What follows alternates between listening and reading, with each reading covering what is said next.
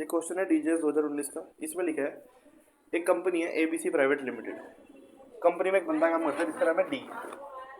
D company के साथ एक कॉन्ट्रैक्ट में एंटर करता है कि मैं 3 साल तक आपकी कंपनी में रहूंगा और इस दौरान मैं किसी दूसरी कंपनी को ज्वाइन नहीं करूंगा। पर 1 साल बाद ही, नौकरी करने के 1 साल बाद ही वो रेजिग्नेशन लेटर दे देता है और दूसरी कंपनी में जाने के लिए कहता है एबीसी प्राइवेट लिमिटेड को। तो एबीसी प्राइवेट लिमिटेड इंजंक्शन का सूट फाइल कर देती है। अब डिसाइड ये करना है कि क्या इंजंक्शन का कोर्ट कोर्ट इंजंक्शन का ऑर्डर पास कर सकती है, इंटरिम इंजंक्शन का, और फाइनली कोर्ट क्या परमानेंट इंजंक्शन का ऑर्डर पास कर सकती है।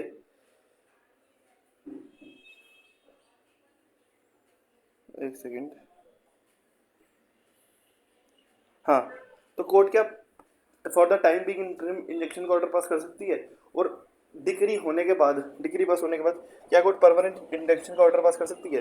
तो देखो, सेक्शन 14C और section 41E of specific relief act बहुत इंपॉर्टेंट है as far as this question is concerned.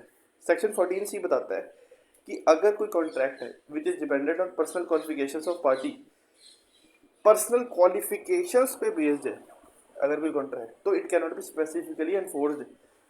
तो मतलब ऐसे कॉन्ट्रैक्ट की स्पेसिफिक परफॉर्मेंस नहीं हो सकती है। तो अगर उसने कॉन्ट्रैक्ट तोड़ दिया है तो इसकी स्पेसिफिक परफॉर्मेंस नहीं हो सकती। डी ने कॉन्ट्रैक्ट तोड़ दिया, कॉन्ट्रैक्ट के हिसाब से 3 साल तक नहीं छोड़ना चाहिए था और उसने 1 साल में वो छोड़ने की कह रहा है, तो इसकी स्पेसिफिक परफॉर्मेंस नहीं हो सकती because it is dependent on the personal qualifications of D. अच्छा, अब 41E बताता है कि अगर स्पेसिफिक परफॉर्मेंस नहीं हो सकती तो कोर्ट इंजंक्शन भी दे सकती। तो सिंपल हो गया, इससे इससे हमें जवाब मिल गया 2 सेक्शन पढ़ने के बाद कि क्योंकि स्पेसिफिक परफॉर्मेंस नहीं हो सकती बिकॉज ऑफ 14C, इस वजह से कोर्ट इंजंक्शन भी नहीं दे सकती बिकॉज ऑफ 41E। तो कोर्ट इस क्वेश्चन में इंजंक्शन का ऑर्डर पास नहीं करेगी। अब 2 केस लॉ भी है, 2 नहीं 3 केस है। इसमें लिख रखा है यहाँ पे मैंने, ये आप लोगों को दिख रहा होगा, ये लिखा contract of employment can not ordinary be enforced by or against employer of a private company. अगर एक प्राइवेट कंपनी है तो स्पेसिफिक परफॉर्मेंस उस चीज़ की नहीं हो सकती है। प्राइवेट कंपनी के केस में स्पेसिफिक परफॉर्मेंस नहीं हो सकती। एम्प्लॉयर नहीं कह सकता कोर्ट में जाके कि एम्प्लॉय को कहो मेरे कि वो मेरी कंपनी में ही रहे, ना एम्प्लॉय कोर्ट में जा कह सकता है कि मेरे एम्प्लॉयर को कि वो मुझे निकाले ना। कुछ इसकी एक्सेप्शंस है, एज अ जनरल रूल यही बात है।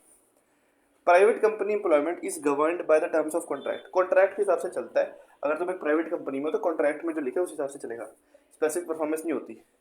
ये वाली बात कही थी SS शेट्टी वर्सेस भारत निधि लिमिटेड AIR 1958 SC12 में। उसके लिए दूसरा केस है,